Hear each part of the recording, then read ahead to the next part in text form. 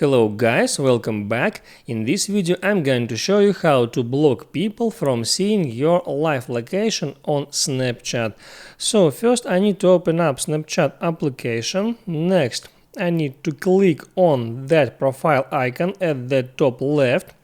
Next I click on the gear icon here at the top right. And here I need to find that settings in privacy controls block. I need to find See My Location feature and tap on it to set up who can view your location.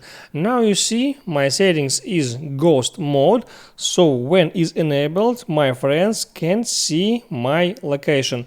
If I'll disable it, I can select who can see my location.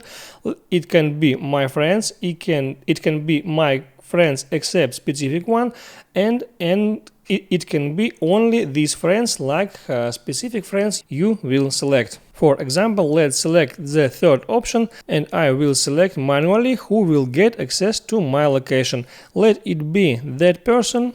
I can select any number of persons I want, and then I just tap on save button, and now just 2 of my friends can get access to my live location. So now you know how to block people from seeing your live location on Snapchat. Make sure you like this video if this information was helpful for you, and see you next time.